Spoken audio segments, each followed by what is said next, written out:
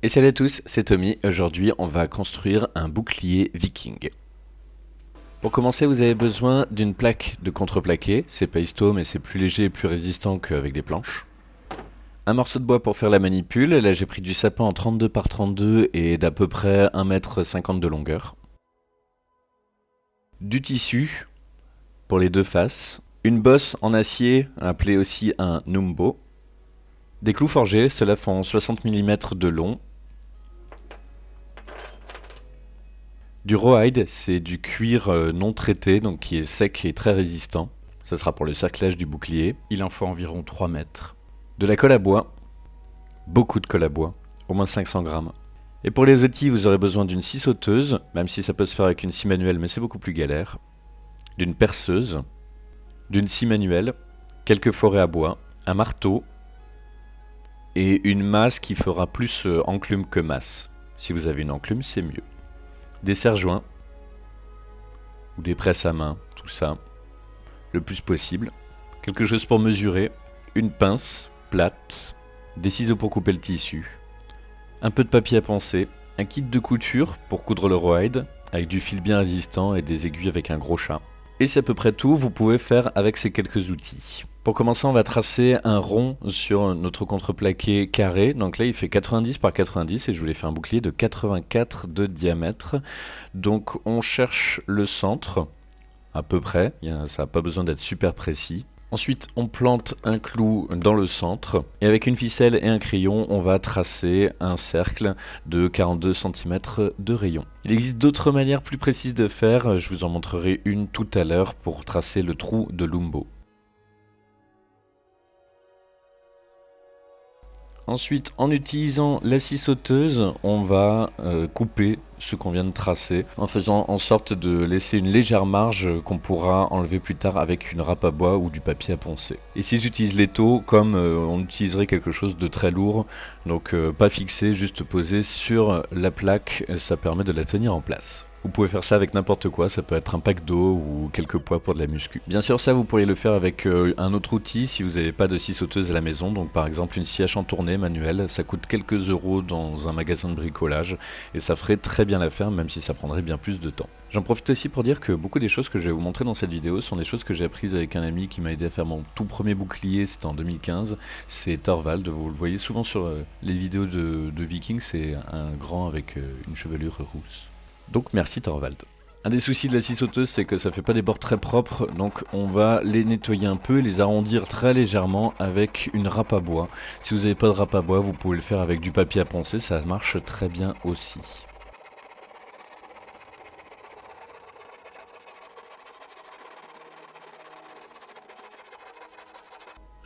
Ensuite, on va mesurer le diamètre interne de Lumbo. Donc ça, je le fais avec un pied à coulisse, mais si vous n'avez pas de pied à coulisse, vous pouvez le faire avec une règle normale ou un mètre normal, en cherchant donc le diamètre le plus grand possible.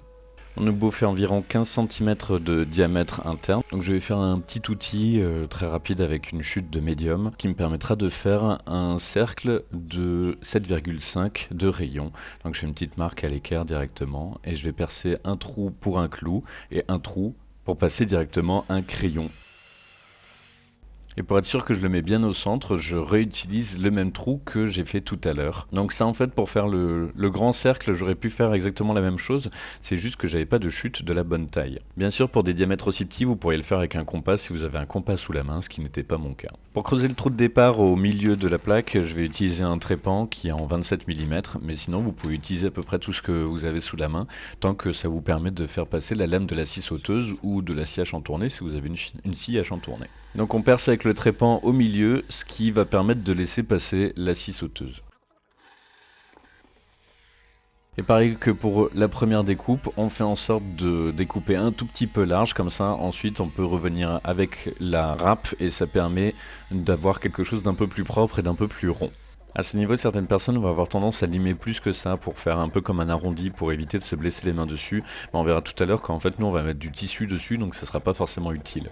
Ensuite on place Lumbo sur le trou qu'on vient de couper, en faisant attention à ce qu'il ne bouge pas et qu'il reste bien centré. Puis on va tracer le bord de Lumbo avec un crayon et aussi les trous pour les clous. Ensuite, on va couper la manipule à la bonne longueur. Donc là, on a un bouclier de 84 de diamètre. Donc je vais couper à 80 cm. Comme ça me fait une manipule qui fait toute la longueur du bouclier.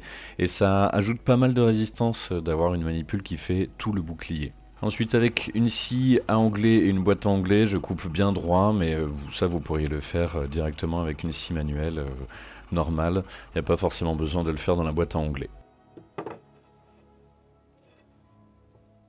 Ensuite, je vais calculer le centre de ma manipule, là c'est pas très compliqué, c'est à 40 cm. Et je vais reporter de chaque côté 7 cm et demi pour avoir la taille du diamètre interne de l'umbo. Ensuite, avec une équerre de charpentier, je vais marquer tout le tour, histoire d'avoir les marques de tous les côtés. Mais ça c'est facultatif, vous n'êtes pas obligé de le faire. C'est juste mon côté maniaque qui ressort. Ensuite, j'ai fixé l'étau à la table avec des serre-joints, mais si vous avez tout simplement un établi avec un étau vissé, ce sera bien mieux. Et je vais enlever pas mal de matière pour profiler un peu la manipule. Ça, je le fais au rabot, mais vous pouvez le faire avec à peu près tout ce que vous voulez. Vous pouvez le faire avec une ponceuse ou au papier à poncer. Et vous n'êtes même pas obligé de le faire. C'est quelque chose que j'avais envie de faire pour enlever un tout petit peu de poids à la manipule et donner un profil un peu plus joli. Mais voilà, ça c'est vraiment facultatif. Au passage, vous voyez que j'ai choisi d'avoir le cœur du bois vers l'extérieur du bouclier, mais j'aurais peut-être dû faire en sorte d'avoir le cœur du bois vers l'intérieur du bouclier. Comme ça, quand le bois jouera, il jouera vers l'intérieur plutôt que vers l'extérieur, et ça évitera de décoller la manipule. Et bon, je ne suis pas expert bois. Au passage, vous voyez que si vous avez beaucoup de nœuds, vous risquez de galérer avec cette étape, donc essayez de choisir un bois qui a le moins de nœuds possible. Et surtout que là, ce sont des nœuds donc, de pin, et les nœuds de pin sont très durs parce qu'ils sont pleins de résine. D'ailleurs, un des nœuds m'embêtait tellement que je finis par le retirer au couteau directement, et ça a un peu simplifié les choses.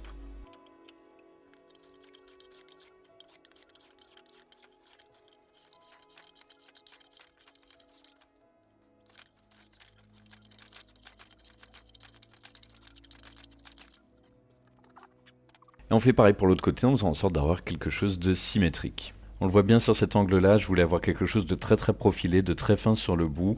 Après, je vous conseille peut-être pas d'aller aussi fin que ça parce que ça peut être très fragile. J'ai très légèrement arrondi la manipule en faisant des petits chanfreins sur les côtés avec un couteau, mais vous pouvez le faire aussi avec du papier à poncer ou avec à peu près n'importe quel outil. Faites juste attention à ne pas rentrer trop dans le bois et à ne pas enlever trop de matière parce que sinon ça risquerait aussi de fragiliser la manipule. Vous pourriez aussi bien sûr le faire au ciseau à bois, c'est juste que je suis plus à l'aise avec un couteau sur les choses comme ça. Pour poncer le tout et enlever un peu plus de matière, on va utiliser un disque à poncer, mais c'est tout à fait facultatif aussi, donc vous pouvez bien sûr le faire à la main, c'est juste que ça prendra un peu plus de temps. Ce disque, ça permet de transformer un peu votre perceuse en ponceuse rotative. Donc ça fait bien sûr pas aussi bien le travail que si vous aviez une vraie ponceuse, une ponceuse à bande ou quelque chose comme ça, mais ça dépanne bien et ça coûte une dizaine d'euros, donc c'est bien pratique. Là j'utilise un papier grain 40, donc c'est quand même très abrasif. Et faites attention de ne pas faire tourner la perceuse trop vite parce que ça enlève quand même pas mal de matière. C'est pas forcément intéressant d'avoir une manipule tout à fait ronde au niveau de la main, mais par contre casser un peu les angles c'est pas mal, ça permet d'avoir quelque chose de plus confortable et qui tient beaucoup mieux en main.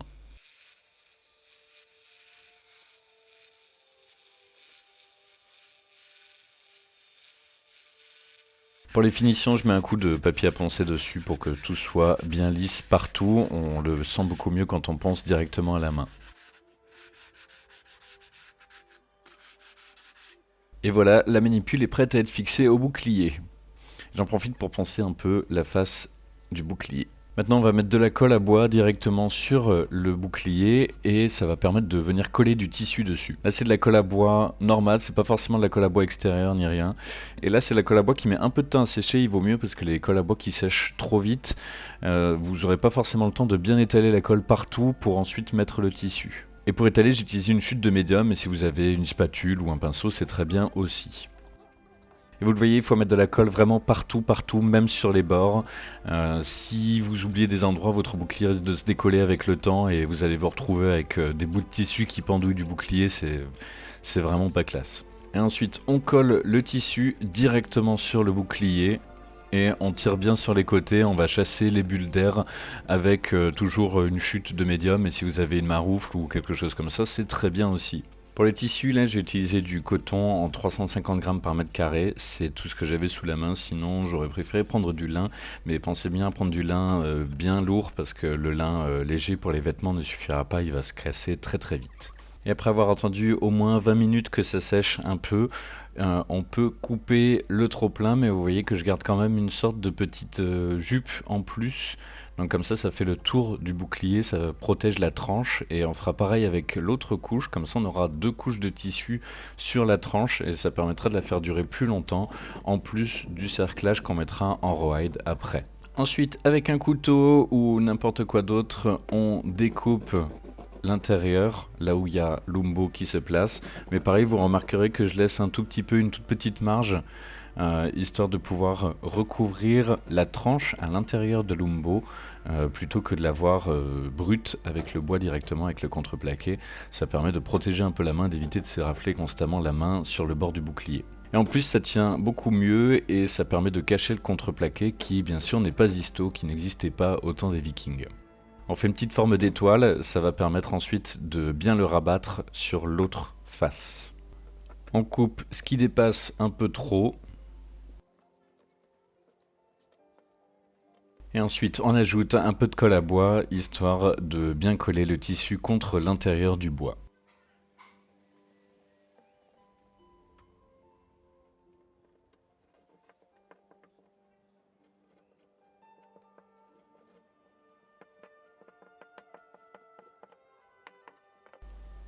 Ensuite, on marque les trous des clous de l'umbo sur la manipule, parce qu'il y a 2 clous qui vont traverser l'umbo et la manipule. Et donc on les marque bien, histoire de bien tout aligner, qu'il n'y ait pas de jeu. On pré-perce le contreplaqué avec un petit foret. Ici, il me semble que c'est un foret de 2 mm. C'est très important de pré-percer parce que les clous sont très larges et ils risqueraient d'éclater complètement le bois. Déjà avec un pré-perçage, ça éclate un peu, alors sans pré-perçage, c'est vraiment pas propre. Et on fait la même chose dans la manipule. J'ai voulu utiliser un guide de perçage pour être sûr de percer bien droit, mais il se trouve que le foret est trop petit, donc ne traverse pas le guide de perçage. Donc j'ai fait à l'œil et il se trouve que c'était plutôt bien aligné, mais faites attention à percer le plus droit possible. Ensuite j'ai entré un clou directement dans le bois pour compléter le trou. Alors le clou n'ira pas dans ce sens, à la fin il ira dans l'autre sens. Mais je voulais faire dans ce sens, histoire d'éviter d'abîmer l'arrondi de la manipule. Au passage, vous verrez que là, à partir de ce moment-là, les vidéos sont de moins bonne qualité. C'est tout simplement parce que j'avais plus de batterie et que j'ai dû changer et tourner avec mon téléphone. D'ailleurs, merci à ma petite sœur Lola qui a tourné les vidéos en caméra libre comme ça. On fait pareil de l'autre côté, et le but c'est de faire juste un tout petit peu dépasser le clou de l'autre côté. Et ensuite j'ai fait pareil contre le contreplaqué directement, contre le corps du bouclier, histoire d'être sûr que les clous passent bien au travers avant de continuer la suite. Ici je le fais sur 2 chaises parce que comme vous l'avez remarqué, je n'ai pas d'établi et je fais ça sur la terrasse de mes parents. Maintenant on va mettre de la colle directement sur la manipule, histoire de pouvoir la coller au dos du bouclier. Si vous n'avez pas de serre-joint, je vous conseille de faire cette manipulation plus tard, comme ça vous pourrez directement clouer la manipule et ça fera office de serre-joint. Vous pouvez mettre plus de colle à bois, plus vous en mettrez mieux ce sera. Prenez de la colle à bois extérieure et ne collez pas le milieu de la manipule comme je l'ai fait, sinon vous devrez enlever la colle. Et une fois que la colle est bien étalée, on met le reste du bouclier dessus avec les clous dedans directement, comme ça permet de correctement aligner la manipule. Et vous voyez que ça ne touche pas partout, donc on va utiliser des serre-joints histoire de bien coller tout partout et que la manipule touche tout le bouclier.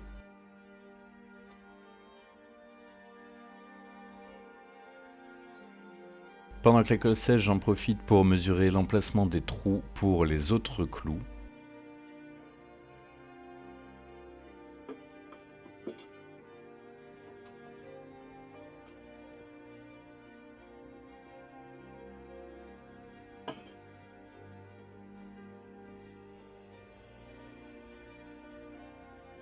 Puis comme pour les autres trous, je pré-perce avec un foret de 2 mm. Ensuite j'enfonce les 2 clous en plus, un de chaque côté. Certains font dans l'autre sens avec le clou qui est dans l'autre sens et qui revient avec la pointe vers la manipule. Je préfère le faire dans ce sens là parce que ça permet d'avoir le bois qui ne se fait pas autant déchirer par la pointe, et surtout qu'on a tendance à le faire dans le sens des fibres du bois et que donc ça tient pas aussi bien. C'est assez important de faire ça à ce moment-là et pas après avoir mis la deuxième couche de tissu parce que sinon les clous seraient visibles à l'extérieur. Alors que là, comme on n'a pas mis le tissu côté Umbo, on pourra cacher les clous avec le tissu. Ensuite, je mets la masse dans l'étau et ça va faire office d'enclume. Le but, c'est de correctement enfoncer les clous et de les tordre pour qu'ils rentrent dans le bois directement et que les pointes ne soient pas vers l'extérieur. Donc pour ça, on les recourbe un peu avec une pince, mais attention à ne pas les recourber trop loin de la pointe, sinon la pointe risque de dépasser dans l'autre partie de bois. Et ensuite, en mettant la tête du clou directement sur votre enclume ou là ma tête de masse, ou peu importe ce que vous avez, je tords le clou vers l'intérieur. C'est très important de taper sur quelque chose de vraiment dur, donc une enclume ou là la masse, parce que sinon la tête du clou pourrait ressortir. Rebelote pour l'autre côté, on tord le clou, on positionne la tête du clou sur la masse et on rentre le clou dans le bois. Et ensuite on fait la même chose pour les 2 autres clous, sauf que là j'ai décidé de percer avec un fourré de 4 mm parce que comme les clous sont un peu gros, je voulais pas fendre le bord du bois, même si au final il est quand même légèrement fendu, vous le verrez peut-être sur certains plans de la vidéo. Et pour ceux qui se posent la question, j'ai acheté les clous chez Renactors et on peut aussi trouver exactement les mêmes chez Rêve d'Acier. J'ai pas filmé le collage de la deuxième partie de tissu, mais c'est exactement la même chose que pour la première. Faites juste attention à bien cacher les clous et à bien enlever les bulles d'air un peu partout. Ensuite on peut fixer l'Umbo, donc directement avec les clous. On comprend pourquoi c'est intéressant d'avoir fait des pré-trous parce que on peut très facilement retrouver l'endroit où se plaçait l'Umbo. Et ensuite rebelote, on fait exactement la même chose que tout à l'heure, donc on va plier les clous et ensuite on va les enfoncer avec l'enclume, donc avec la tête de masse.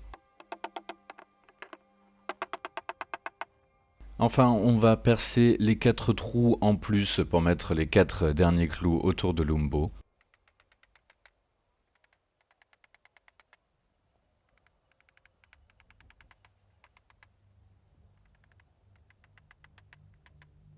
Et on va utiliser toujours la même méthode pour les faire rentrer directement dans le bois. Par contre pour là, des plus petits clous seraient plus adaptés, des clous en 40 mm par exemple suffiraient largement.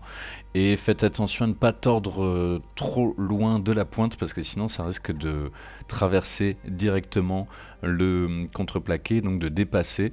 Et donc pensez à bien tordre les clous histoire qu'ils rentrent dans le bois et qu'ils ne dépassent pas. Et voilà, l'Umbo et la manipule sont bien fixés, ça ne bougera pas. Pour l'instant, on va en rester là. Le prochain épisode parlera de la peinture et peut-être du cerclage en rawhide. J'espère que cette vidéo vous a plu. Si c'est le cas, je vous invite à mettre un pouce bleu et éventuellement à la partager avec des amis qui aimeraient faire un bouclier viking eux aussi. Et puis sur ce, portez-vous bien et à la prochaine. Salut!